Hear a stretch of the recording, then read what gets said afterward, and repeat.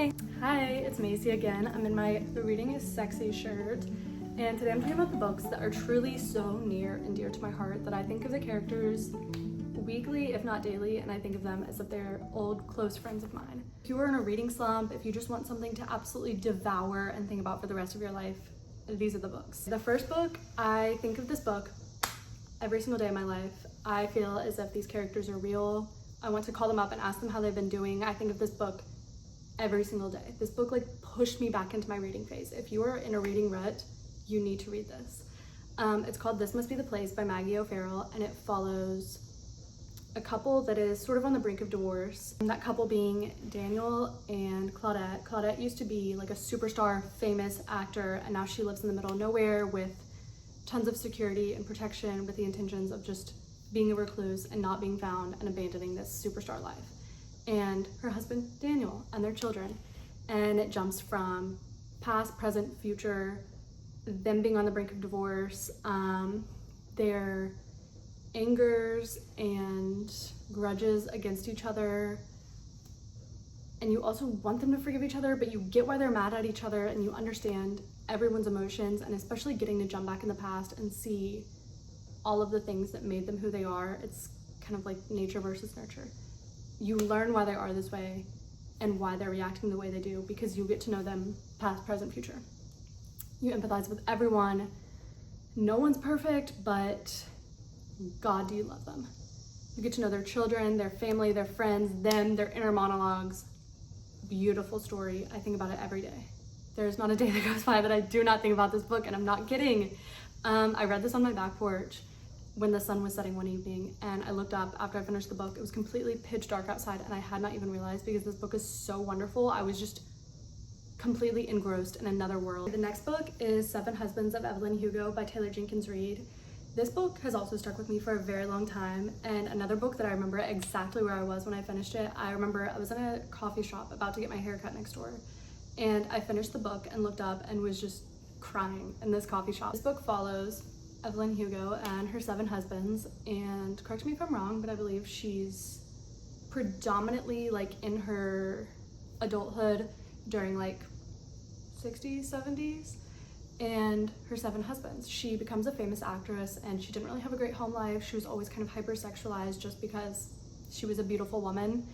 And these 7 husbands all have a different reason for their marriage. Like maybe it's a publicity stunt, or maybe she really loved him, maybe he really loved her, maybe she needed a safe place to go and that was her only option at the time she had. Beautiful.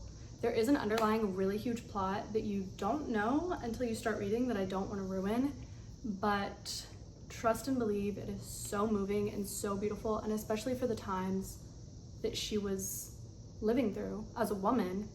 You understand like why she had to do all of the things she did and all of the complexities that came with being a famous woman, being over-sexualized, like just wanting to live a normal life and do things that all women want to do, but not being allowed to do them because of who she was. Wow, this book is so good. The next book I will always recommend is A Man Called Ove by Frederik Backman. Frederik Backman, does like the grumpy to themselves character being turned around by like the silly, total opposite, like black cat, golden retriever. He does that duo unlike anyone I've ever read. So it follows a man called Ove who, his wife has passed away. He's depressed, he's unhappy, he's grumpy. He's not a bad guy, he's just not happy. And then all of the things in his life that lead to maybe making things better for him. This is a heartwarming, beautiful story of just a grumpy old man who deserves happiness and joy, and his neighbors that, even though they bother him and they annoy him and they make him crazy, they have good intentions and they just want him to be happy as well. And it's just so heartwarming. I love it. You will cry at this as well. Trust and believe. The next book I will always recommend is Remarkably Bright Creatures by Shelby Van Pelt, I believe is her name. This is about an older woman who works in an aquarium, and she's kind of lonely. She's older. She has gone through all of the inevitable things of life, of aging as a woman, as a person, but especially as a woman. and she forms this relationship with an octopus, and it sounds hokey at first. Like, you're like, okay, an octopus, they can't speak, why, they're in an aquarium, what do you mean?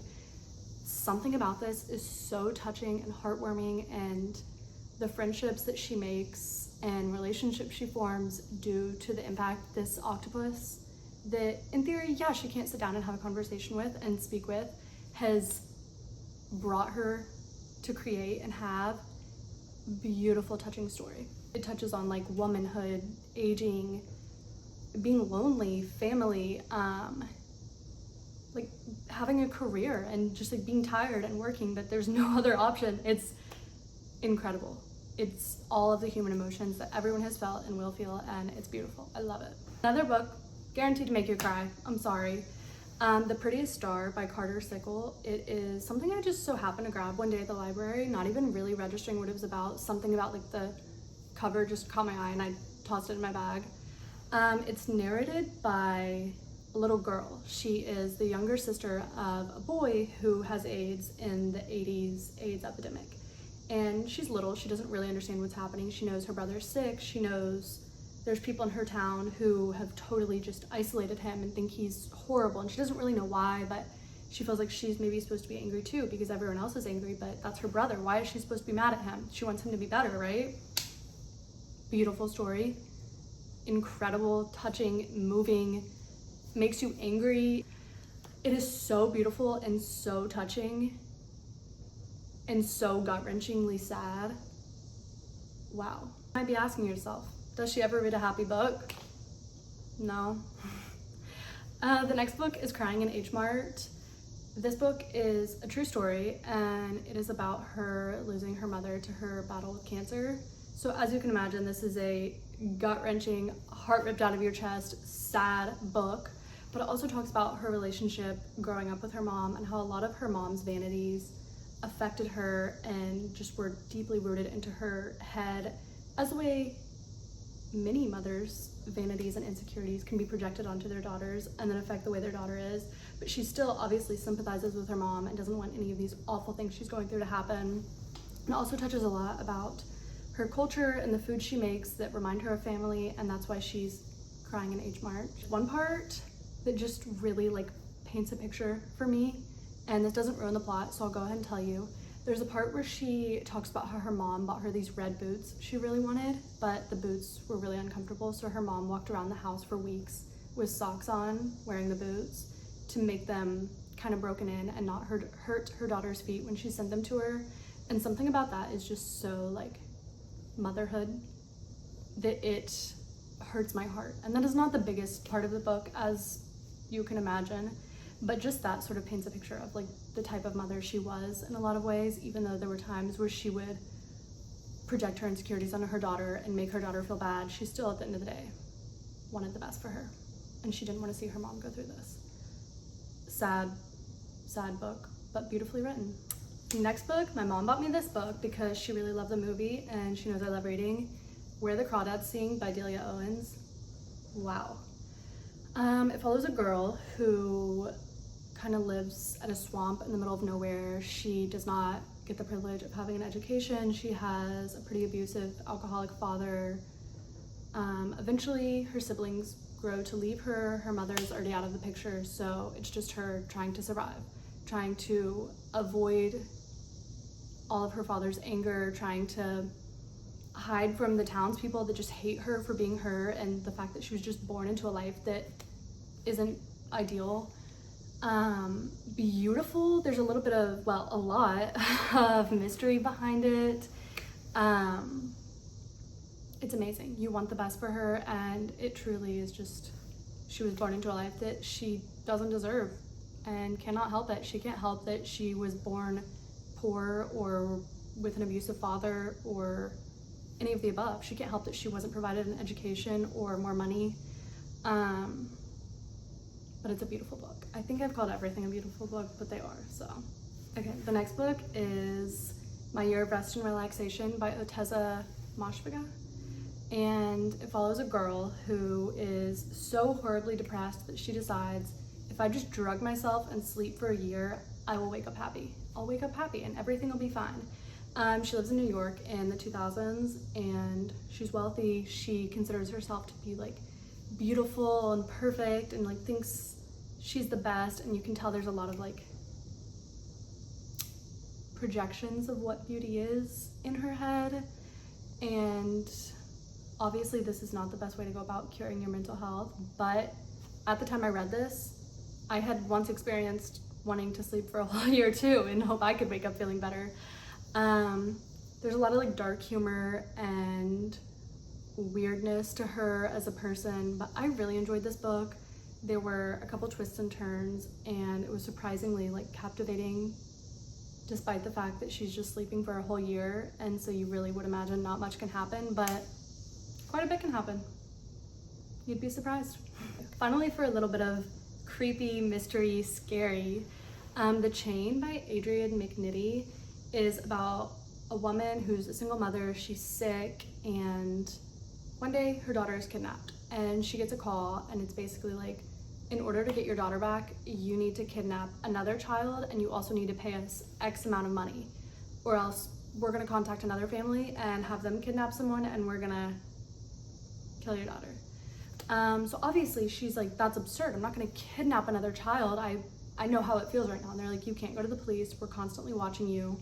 You have no other option. You have to feed the chain. The Chain is the title of the book. And so it's sort of just about like, what would you do to save your family, even if it's immorally not correct? She can't go to anyone for help. She has to figure out, is she willing to break her own morals to save her family? Is she gonna just let this happen? Like, what does one do? And it really tests the morals and like, what would you do to save the people you love type of weird thought scenarios that a person should never have to actually navigate. And it's mysterious, it's scary, it leaves you on the edge of your seat 24/7.